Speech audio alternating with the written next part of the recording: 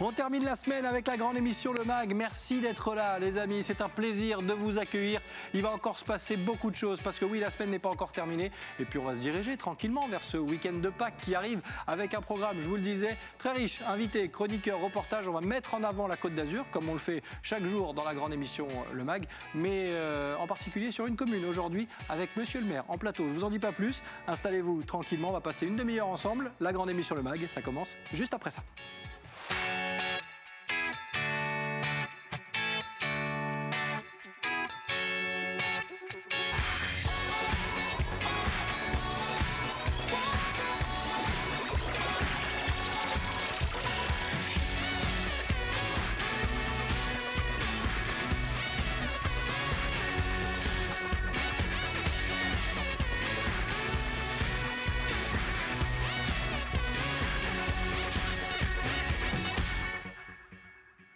Nous sommes le vendredi 2 avril, vous regardez la grande émission Le Mag. Merci d'être avec nous, c'est un plaisir de vous accueillir. Installez-vous autour de la table, vous êtes chez vous et vous allez le voir, on va faire le tour de la Côte d'Azur aujourd'hui encore en mettant en avant des communes qu'on connaît, oui forcément, mais pas assez bien. Alors on va essayer d'en savoir un petit peu plus. Avec notre invité Yannick Bernard, maire de Carros, qui sera sur le plateau de la grande émission dans quelques secondes. Vous allez découvrir ou redécouvrir Carros.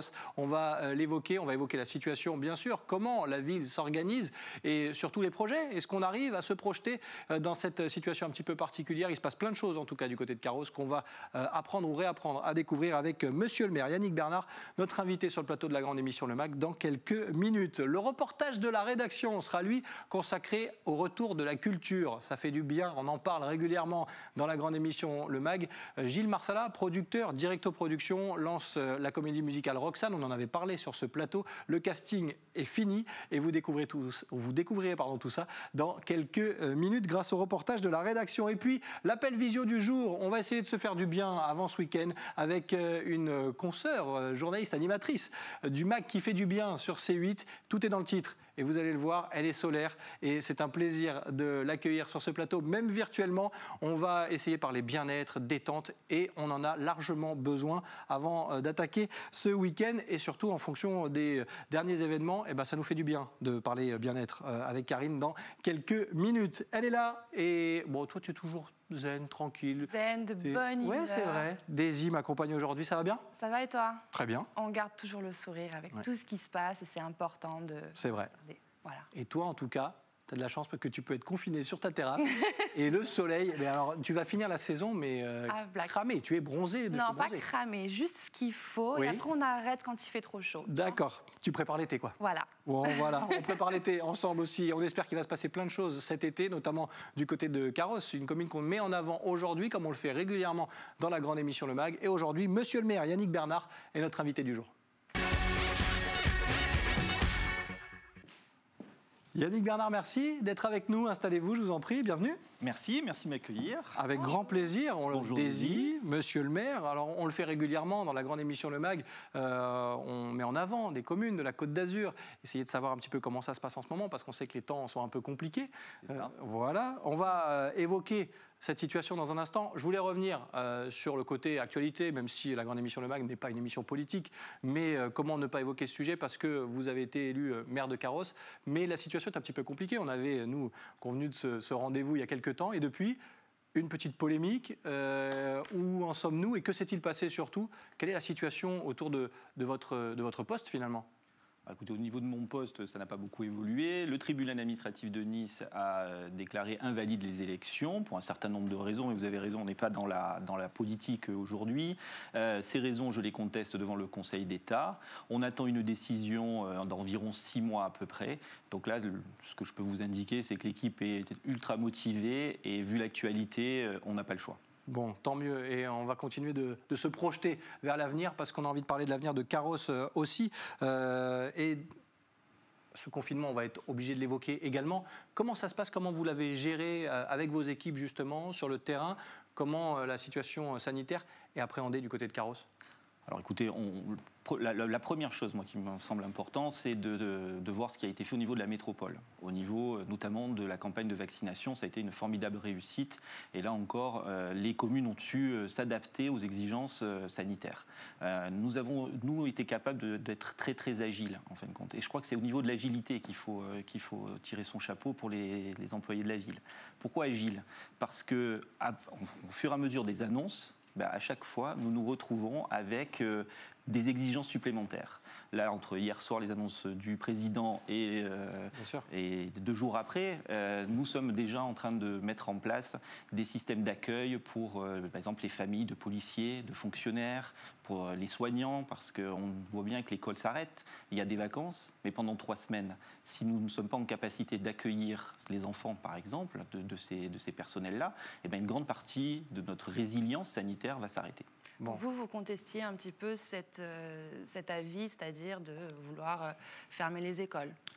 Oui, moi, je n'étais pas pour fermer les écoles, évidemment, puisque aujourd'hui, on n'a pas encore démontré absolument qu'il y a une corrélation étroite entre la contamination dans les écoles et ce qui se passe au niveau du taux d'incidence.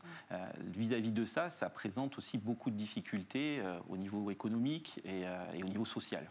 Bon, et pourtant, il se passe beaucoup de choses à Carros, on va l'évoquer largement dans cette émission. L'image de Carros déjà, parce que quand on parle de Carros, il y a déjà une situation géographique qui en fait un proche voisin de la ville de Nice, également sur la route de nos vallées. Comment vous pourriez décrire cette ville de Carros? Parce qu'on parle de ville, on parle de village aussi d'ailleurs. Il y a ce Carros Village aussi qui existe.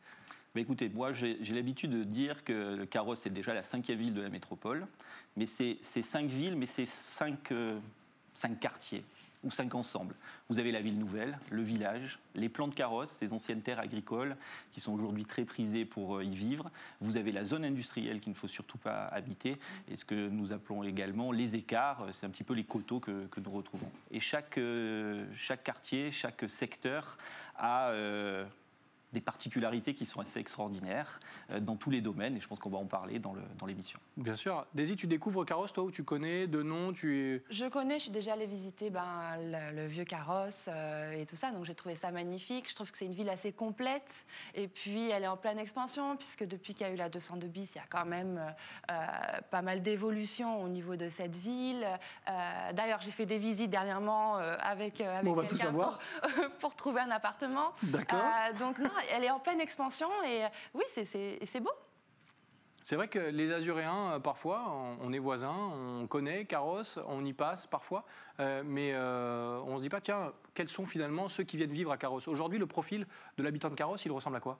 Il est assez divers, très éclectique, vous avez raison. On a des CSP+, qui cherchent à vivre sur le coteau, à proximité du village, au plan de Carros.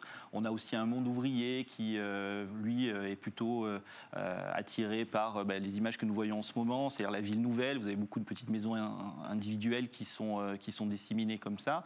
Ce qu'il faut savoir, c'est que Carros est peut-être une des communes qui a le plus d'infrastructures publiques. Nous avons 11 écoles, 12 500 habitants, 11 écoles. 11 écoles, ça paraît énorme. Ça paraît énorme, ça fait rêver une partie de mes collègues maires, parce que quasiment on peut emmener ses enfants, pas à pied, mais quasiment, on est à quelques kilomètres, grand maximum d'une école. On a un centre international d'art contemporain, un cinéma, une médiathèque, une piscine, des gymnases. Il y a véritablement énormément de choses qui fait que, comme je vous le disais, la vie est très, très sympa et très belle sur ma commune. Alors, je parlais tout à l'heure de Carros sur la route de nos vallées. On va l'évoquer aussi parce que les vallées ont souffert avec cette tempête Alex. Et Carros a eu un lien étroit avec ses habitants des vallées. Il y a eu beaucoup d'élan de solidarité. Vous avez participé activement, en tout cas, vous continuez de participer d'ailleurs, à la reconstruction de ces vallées, à l'aide qu'on peut apporter à ces sinistrés. Oui, tout à fait. Le dimanche après cet événement, nous avons ouvert la salle Ecovie. Ça fait partie des infrastructures que nous avons, une immense salle polyvalente dans laquelle nous avons pu accueillir des dons extraordinaires, puisque nous avons envoyé plus de 150 tonnes de vêtements, de denrées alimentaires, de matériel de nettoyage, de solutions pharmaceutiques, puisque ça a été beaucoup demandé, mais également grâce à David Grazzini qui s'est occupé de la restauration, on a fait des milliers de repas qui ont été distribués chauds aux bénévoles et aux forces de sécurité qui étaient en train de s'activer dans ces vallées. Donc vous avez senti un élan de solidarité de votre, on va dire, de votre ville, quoi, de Carrosse. Complètement, un élan de solidarité par le don, évidemment, mais surtout par la mise à disposition de bénévoles qui venaient spontanément. On a eu des jours, plus de 100 personnes qui venaient conditionner les dons j'ai envie de dire, de tous les Azuréens, puisqu'on a récupéré également les dons de la commune de Cannes, qui étaient importants. Et là, je veux souligner aussi, c'est cette solidarité qu'il y a eu, mais c'est aussi derrière le professionnalisme de la protection civile, qui avait mis son PC sur ma commune, qui nous a permis véritablement de projeter ces dons sur l'arrière-pays. Bon, on continue de parler de Carrosse, on continue d'en savoir un petit peu plus grâce au quiz. Allez, et je regarde Daisy parce parti. que c'est un petit peu le rituel dans cette émission et ça ne change pas aujourd'hui. Un quiz pour notre chroniqueur ou chroniqueuse du jour, en l'occurrence aujourd'hui Daisy. Des indices qui vont s'afficher. Derrière chaque indice, une info qui concerne la ville de Carrosse. Normalement, aujourd'hui. Bien sûr, il ne le redira jamais assez, il n'y a rien à gagner. Il n'y a rien à gagner et tout à perdre. Mais toujours, ils ont un peu la pression. Je ne sais pas pourquoi. Bon, premier indice, en tout cas, pour toi, Daisy. Quelle info se cache derrière Amazon? Facile, on commence facile. Ah, bien sûr. En plus, tu as tes petites notes. Je sais que tu as des petites notes. Exactement, ça je sais. Ça, j'ai. Amazon vient d'arriver sur la zone industrielle avec 6000 m² d'entrepôts. Ah, tu as même les chiffres des entrepôts. Oui, Elle a bien révisé. Alors, c'est vrai que ça a beaucoup fait parler. C'est ça. Mais Carrosse, c'est aussi ça. Accueillir Amazon, comment ça s'est passé et surtout, quel coup de projecteur aussi sur la commune, parce que c'est intéressant d'avoir, même s'il y a eu beaucoup de critiques aussi, d'avoir Amazon qui s'installe à Carrosse, c'est assez incroyable. Alors quelques chiffres, parce que Daisy a les siens, mais moi aussi j'ai les miens. Mais bien sûr. On a bien travaillé. Je vois ça, je vous félicite. Le taux de chômage en France sur la population active, c'est 11% au 1er janvier. Sur Carrosse, sur ma commune, c'est malheureusement 15,1%. Donc d'avoir un acteur qui est capable de proposer environ 200, après on peut discuter sur les chiffres, mais environ 200 emplois à proximité immédiate des lieux de vie, c'est quelque chose sur lequel qu'on ne peut pas laisser passer dans la situation du maire que je suis. Ça, c'est la première des raisons. La deuxième des raisons, quand Amazon flèche Carrosse, moi, j'étais pas encore aux affaires, évidemment, c'est un processus qui est relativement long, mais ça veut dire quoi? Ça veut dire que notre zone industrielle, elle attire, ça veut dire que la zone industrielle, elle a une vraie résilience, et leur positionnement ici, il renforce ce collectif. Après, je comprends bien un certain nombre de polémiques. On peut avoir de ci, de là des problématiques avec leur gestion ou leur optimisation fiscale. Mais ça, ce n'est pas à un maire qu'il faut poser cette question-là. C'est à un député, c'est à un sénateur, c'est à ceux qui font la loi. Moi, aujourd'hui, vis-à-vis d'Amazon, j'ai des contacts étroits avec le président Logistique France, qui est la tête pensante de ce projet, qui va mettre à disposition ses emplois. Et ça devrait, si tout se passe comme tout est prévu, un petit bémol avec le Covid, on ne sait jamais.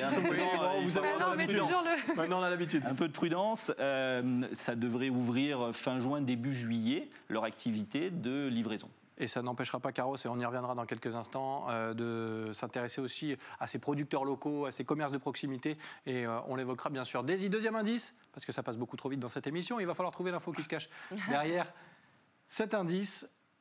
Jacques Prévert. Ah, mais je l'ai. Alors ça.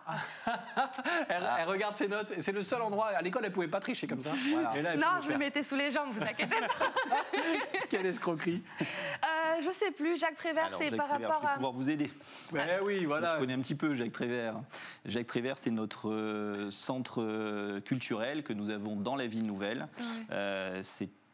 C'est une institution. C'est une institution qui d'ailleurs vient d'être distinguée puisqu'elle a été labellisée par l'État scène conventionnelle. Forum Jacques Prévert, en plus, vous avez sur Exactement, c'est le forum Jacques Prévert. Exactement. C'est revenu. Voilà. Mais c'est important, non seulement pour les habitants de Carrosse, aussi pour les habitants des vallées. Et c'est un lieu de culture. Alors c'est vrai qu'en ce moment, la culture souffre beaucoup, mais c'est un lieu de culture qui devient incontournable. Mais ils agissent, excusez-moi, ils agissent énormément aussi via les réseaux pour pouvoir continuer la culture, etc. et animer. Tout à fait, tout à fait. Ben, c'est ce que je vous disais tout à l'heure pour le personnel municipal qui est très agile. Et ben dans cette association, ils sont également extrêmement agiles pour s'adapter. Et je sais que c'est très dur pour eux. Et moi, je veux vraiment leur témoigner tout mon soutien parce que avant chaque déconfinement, j'ai envie de vous dire, ils sont prêts à faire feu. Tout est organisé. Mais quand je dis tout est organisé, tout est prêt, vraiment. Et malheureusement, à quelques semaines ou quelques jours des fois, on est obligé d'annuler ou de reporter ces événements. Et c'est très dur parce que psychologiquement, monter des festivals comme ils le font, avec la qualité vers laquelle ils tendent, vous avez en termes de management, il y a des choses extraordinaires qui se font là-bas. Bon, et ça permet de dire aussi que Carros est une ville de culture et ça continue. Et on souhaite que la culture revienne sur le devant de la scène, c'est le cas de le dire, le plus rapidement possible. Dernier indice pour toi, Daisy, avant de passer au reportage du jour dans un instant. On parlera justement de spectacle et de culture, mais le dernier indice, il est la cuisine intercommunale. Ah, c'est pas, j'adore quand elle sèche, j'adore. Il adore me piquer. Ouais. Je veux pas ramener ma fraise, parce qu'elle a fait de la fraise. Carros, c'est pas mal. Il fallait que je la sorte. Tu t'en sors bien. Mais je ne sais plus. Alors, écoutez, là, c'est pas beau pour projet. les enfants, c'est pas pour... C'est ça, c'est pour les... Alors, pas que les enfants, mais c'est... on a fait un constat, on avait un vieil outil municipal qui était prévu pour faire 800 repas jour. Comme je vous ai dit tout à l'heure, on a 11 écoles. Cet outil municipal fait 1500 repas jour aujourd'hui. Il est à bout de course. L'idée, c'est de reconstruire une cuisine aux normes actuelles. Et cette cuisine, on a proposé cette idée à un certain nombre de communes. Et là, aujourd'hui, il y a 11 communes Alors, c'est toutes les communes, ce qu'on appelle de la rive droite, situées entre Saint-Laurent-du-Var et Bonson. Donc, vous avez toutes ces communes-là. Nous avons également Vence. Nous avons Castagnier et Saint-Martin-du-Var qui ont aussi ces problèmes de restauration, notamment scolaire. Et l'idée, c'est de se mutualiser les moyens, construire peut-être un outil qui soit suffisamment bien dimensionné pour assurer la restauration des écoles, mais pas que, j'ai envie de vous dire des EHPAD, pourquoi pas des casernes de pompiers, il y en a un certain nombre sur nos communes. Mais aussi, derrière, on peut travailler sur ce que je qualifierais de l'amont, c'est le monde agricole. C'est ce que j'évoquais tout à l'heure. Et les circuits courts privilégiés, le consommer local, le consommer à domicile. Et vous savez, je ne sais pas si vous avez la chance d'être parent, mais moi c'est mon cas. Cette chance. La qualité gustative, la traçabilité des produits est aujourd'hui un paramètre extrêmement important pour les familles. Et donc on veut accompagner cette nouvelle tendance.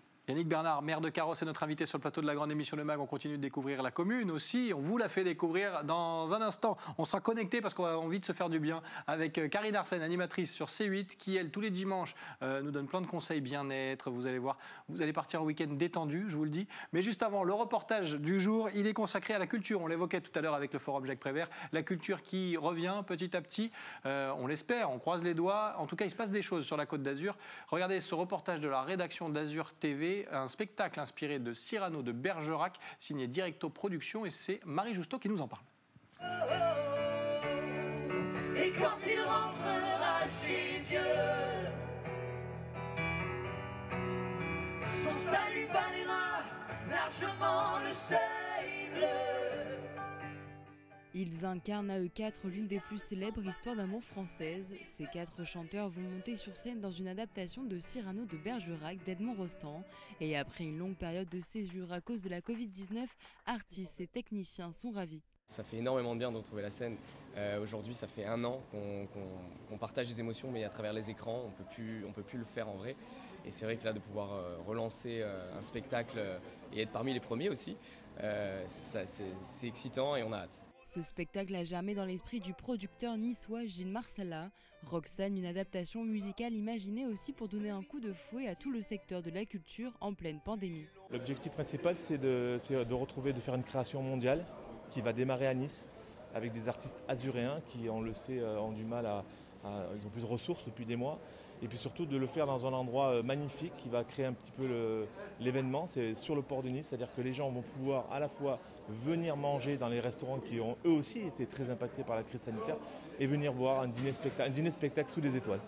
Toute l'équipe est donc en selle avec des perspectives et surtout une date en tête, le 3 juin. Là maintenant j'y crois pour cette date du 3 juin parce que là je me dis, comme l'a dit le producteur Gilles, mais là on est à l'extérieur. On va respecter les distances, il y aura des masques, je ne vois pas où il y a le danger. Donc cette fois-ci, sincèrement, oui, j'y crois, et vraiment j'y crois, oui. Les premières dates de Roxane au port de Nice sont déjà complètes. Un théâtre ambulant a été créé pour l'occasion. À partir du 5 juin, une vingtaine de dates supplémentaires seront programmées. Le producteur Gilles Marsala envisage également une destinée internationale. Pourquoi pas le même succès que son Piaf le spectacle et ses 1 million de spectateurs dans 50 pays différents. Voilà, merci à Marie Jousteau de la rédaction d'Azur TV, emmenée par l'excellent Nicolas Galup que vous retrouvez dans le Grand Direct aux côtés d'Éric Revel tous les soirs à 18h30 après la grande émission Le Mag qui continue d'ailleurs toujours avec Daisy. Merci d'être là ma chère Daisy. Salut la foule évidemment. Et Yannick Bernard, maire de Carros. On évoque Carros depuis tout à l'heure et on continuera de le faire d'ici la fin de cette émission avec les projets qui vous attendent aussi parce qu'il y en a, ils sont nombreux et on arrive à se projeter malgré cette situation un petit peu compliquée. Mais juste avant, je sais qu'on a tous besoin de se faire du bien. On a besoin de se sentir bien dans notre peau. Et elle fait ça tous les dimanches sur les antennes du groupe Canal, sur C8, avec le Mag qui fait du bien. On est connectés, on est à vos côtés avec Karine Arsène aujourd'hui. Et c'est un plaisir de l'accueillir, même virtuellement, parce que vous allez voir, c'est un rayon de soleil. Karine Arsène, sur le plateau de la grande émission Le Mag. Comment ça va, Karine ? Ah, ça fait trop plaisir. J'ai une allergie aux yeux, je vois rien. C'est pas grave, on s'entend, c'est déjà pas mal. On s'entend déjà. Oui, c'est super. Karine, alors... Bonjour Daisy. Bonjour le maire, enchantée. Enchanté.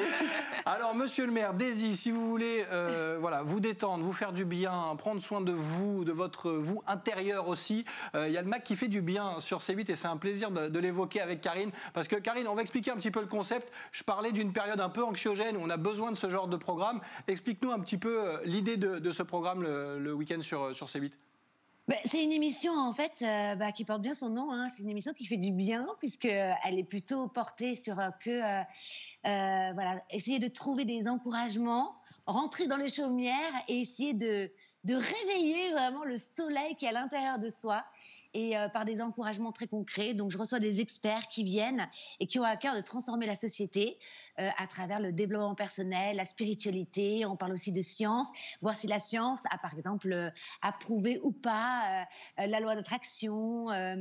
Qu'est-ce qu'il y a encore on reçoit aussi des chamans, on reçoit des druides, toutes les personnes qui peuvent nous faire du bien, finalement, et nous encourager. Et des personnalités aussi, parce que là on voit quelques images avec Christophe Lambert notamment. Oui. Il se prête au jeu facilement aussi, hein, parce qu'on est tous concernés finalement. Ils adorent, franchement Christophe Lambert, c'était un super invité, adorable, qui a adoré l'émission. Et là, en fait, les images que vous voyez, on fait aussi un test de personnalité dans chaque émission. Donc le but c'est de jouer tous ensemble, donc de tester notre personnalité à travers des jeux. Et là, c'est ce qu'on faisait avec Christophe, c'était super, ouais. C'est très ludique, c'est très frais, c'est 1 heure le matin, on prend le café ensemble et on essaye de démarrer le dimanche sur une toute nouvelle énergie. Ouais, et cette énergie, elle transpire rien que là par l'image avec Karine, n'est-ce pas ? Transpire la lumière. Et voilà, il y a de la lumière. Je vous l'ai dit, c'est un rayon de soleil. Karine, je disais tout à l'heure que la situation faisait peut-être un petit peu plus que d'habitude, qu'on avait besoin aussi de se recentrer sur ce genre de sujet. Est-ce que tu le ressens aussi ? Est-ce que les gens qui te parlent de l'émission, ceux qui viennent participer aussi, ressentent qu'en ce moment, forcément, avec la période qu'on vit, c'est toujours un peu plus compliqué et on se tourne de plus en plus vers ce bien-être, vers ce retour sur soi ? Ouais, moi je pense qu'il y a eu vraiment, on l'appelle le nouveau monde, mais finalement il y a eu un avant. La Terre s'est arrêtée, hein. On est revenu à soi, on n'avait pas le choix de toute façon, et on a essayé de faire de la place à l'intérieur, mais on n'avait pas les clés.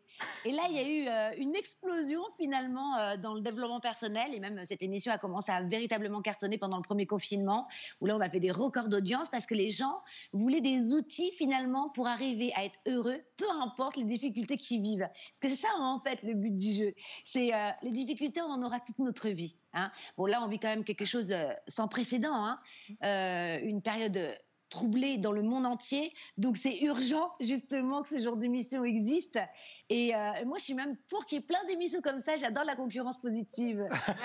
Voilà, dimanche, il va se passer quoi, Karine, pour terminer ? C'est quoi le programme de dimanche ? Oh là là, il va être génial. Je suis régalée, je l'ai enregistré hier. D'accord. Alors, c'est comment, en fait, le titre du livre, c'est « La chance, quel talent ». Et en fait, elle nous explique que la chance, eh bien, ça se crée, ça se provoque, ça s'entretient, ça se cultive. Et elle donne toutes les bases pour devenir chanceux dans la vie. Donc, en fait, finalement, c'est les bases du développement personnel. C'est que du bon sens, mais c'est génial. Par exemple, bouleverser ses habitudes permet d'activer la chance dans sa vie. par exemple, on va changer de rue. La rue qu'on prend pour aller au travail, on va changer cette rue-là. Et ben, on va peut-être trouver un magasin, on va rentrer, et là, on va commencer à sympathiser avec le vendeur, et qui va dire « Ah, mais tiens, c'est génial, je cherchais un locataire, j'ai un appartement à louer, et lui cherchait aussi un appart. » Il y a plein d'opportunités comme ça qui peuvent se faire, parce que justement, finalement, la chance, elle se crée pourquoi ? Parce que si ça reste dans l'esprit, c'est des rêves. Alors que la chance, ça se concrétise en fait, ça passe par l'action, ça se matérialise. Donc on va donner toutes les clés demain. Karine, tu parlais de chance. Nous, c'était une chance vraiment de t'avoir avec nous sur le plateau de la grande émission Le Mag, connecté comme ça. C'était un plaisir. Et rendez-vous dimanche sur C8. Merci pour ton invitation. Au Avec revoir, monsieur le maire. Enchanté. Au revoir. Il faut venir chez moi faire une émission en public. Avec plaisir. Et voilà. Vous aurez toujours un temps d'avance. Je vous trouverai pas peut-être une forêt de druides, on va laisser ça à la Bretagne, mais un rond de sorcière, je suis sûr. Parce qu'on a des truffes. Et on a des truffes. Moi, j'adore l'idée. Et dimanche à 9h, quoi qu'il en soit. On sera là, promis. Quand même, hein. On sera là. Merci Karine, c'était un vrai bonheur. Merci, très bonne continuation, à très bientôt. J'adore Sébastien. Merci beaucoup. Des gros bisous. Voilà, terminé avec le sourire. Là, on a fait le plein d'énergie, voilà. On est beau. Mais du coup, il nous reste plus que 30 secondes. Mais en 30 secondes, on va quand même dire qu'on est optimiste pour l'avenir de Carrosse. Complètement optimiste, on est en train de changer la ville et c'est ce qui était attendu, donc nous sommes au rendez-vous. Bon, lui aussi est au rendez-vous, même s'il n'est pas présent physiquement. C'est Rémi Molinari qui nous envoie un dessin, il réagit à l'actualité avec son œil avisé, parfois un petit peu cocasse, comme on dit. Tu fais quoi? Là, je ponds des œufs pour Pâques. Voilà, je reconnais le virus. S'il peut arrêter de pondre, ça nous irait bien aussi. Mais merci Rémi Molinari, ça fait partie de l'actu et c'est son petit clin d'œil du jour. Yannick Bernard, monsieur le maire, merci beaucoup d'avoir été avec nous sur le plateau de la grande émission. C'était un plaisir. À très bientôt. À très bientôt à Carrosse. À Carrosse. Évidemment. Oui. Daisy, on ira à Carrosse. Merci, on ira à Carrosse. Pour aller chercher des fraises, tout ça, ça y est, on y arrive. Voilà, on y arrive. Bien sûr, la fête de la fraise, tout ça. 24 avril, si tout va bien. On en reparlera sur les antennes d'Azur TV parce qu'on n'a pas le temps de tout dire. C'est ça. Donc vous reviendrez. Merci beaucoup, merci Daisy. Merci à toutes les équipes de la grande émission Le Mag. Oui, je vais dire merci à tout le monde, on est vendredi. Merci à Sébastien Lyotard à la réalisation, Théo Sarfati. Merci à Ilan Dehé, Greg Favot, Fabrice Justo et bien sûr Anne-Claire Ilion à la production. Merci à vous de votre fidélité. La grande émission Le Mag, c'est du lundi au vendredi. Et on sera là lundi de Pâques. Oui, pas de férié. On vous accompagne encore une fois. Passez un bon week-end, un agréable moment sur les antennes d'Azur TV. Je vous dis à lundi. Bye bye.